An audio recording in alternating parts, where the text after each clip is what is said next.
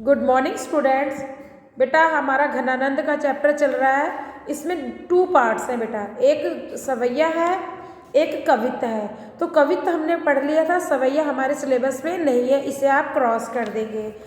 अब हम कवित्त के क्वेश्चन आंसर करेंगे। मैं डिफाइन कर देती हूँ, पर आपको ये अपनी कॉपी में अपने आप से बना के लिखनी है। समझा देती हूँ बेटा। पहला हमारा क्वेश्चन है, कवि ने चाहत चलन ये संदेशों ले सुजान को क्यों कहा है। जैसा कि हमने कवित्त में भी पढ़ा था कि जो घनानंद है उनका अब अंत समय आ गया, उनको प्राण निकलने वाले हैं।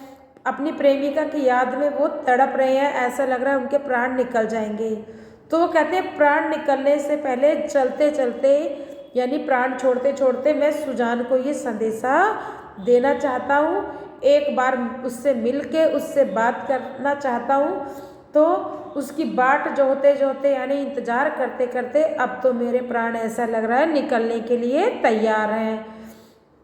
वो कहते हैं अब सुजान एक आ जा, एक बार तो तू मुझे अपने दर्शन दिखा जा, ये मेरी अंतिम इच्छा है और मैं आखिरी बार तुझसे मिलना चाहता हूँ। इसलिए ये पद, इस पद में जो है कवि की विरह वेदना यानी दुख प्रकट होता है। दूसरा क्वेश्चन है, कवि मौन होकर प्रेमिका के कौन से प्रण पालन को देखना चाहता है। कवि यहाँ पर मौन रह के प्रेमिका के उस प्रण को देखना चाहता है जब सुजान और घनानंद एक ही राजा के दरबार में रहते थे और उस वक्त सुजान घनानंद से प्रेम करती थी, और जब घनानंद को दरबार से निकाल दिया गया तो सुजान ने घनानंद से ये वादा किया था कि तुम जाओ, मैं बाद में तुम्हारे पीछे आऊँगी और तुमसे विवाह करूँगी, तुम्हारी ही बनकर रहूँगी। परंतु सुजान तो चले गए परंतु घनानंद तो चले गए, पर सुजान उनके पीछे नहीं आई।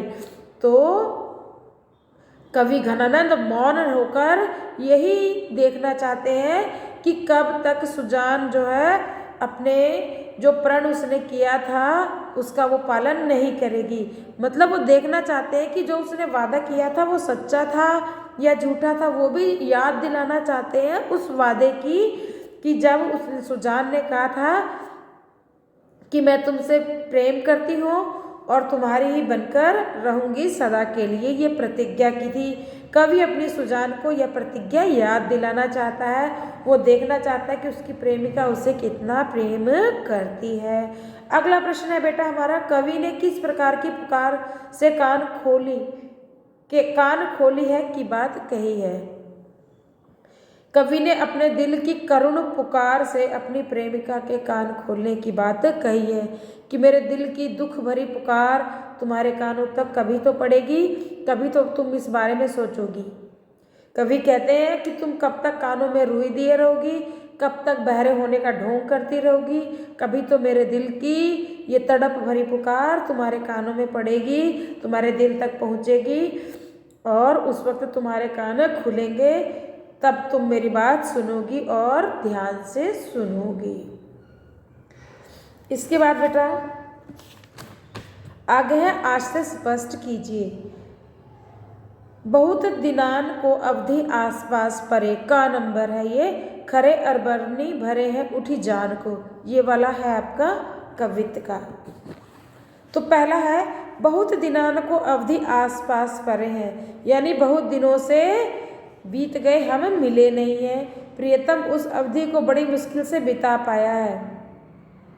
यानी कि जब से वो अपनी प्रेमिका सुजान से बिछुड़ा है उस समय को उसने बड़ी मुश्किल से बिताया है। प्रियतमा के विरह में जो नायक है यानी जो घनानंद है उनकी बहुत ज़्यादा दुर्दशा हो गई है कि उनकी जान निकलने वाली है, उनकी यानी कि जान पर बनाई है। और अगला है, मान हूँ सो देखी हो कितने पन पाली हो जू, कूक भरी मुक्ता बुलाए आप बोली हो। इसमें जो घनानंद है वो अपनी प्रेमिका को लक्षित करके यानी टारगेट करके कहते हैं कि तुमने मुझसे न बोलने का जो मौन व्रत धारण कर रखा है वह कब तक जारी रहेगा। कभी तो तुम मेरी मूक भरी पुकार सुनोगी और मुझसे बोलोगी, तुम स्वयं मुझसे बोलने आओगी। बेटा तो ये दोनों है आपके आशय स्पष्ट। तो बेटे आप ये काम अपनी फेयर कॉपी में कर लेंगे और स्कूल में कॉपी काम करके भिजवाइए चेक करने के लिए। थैंक यू बेटा।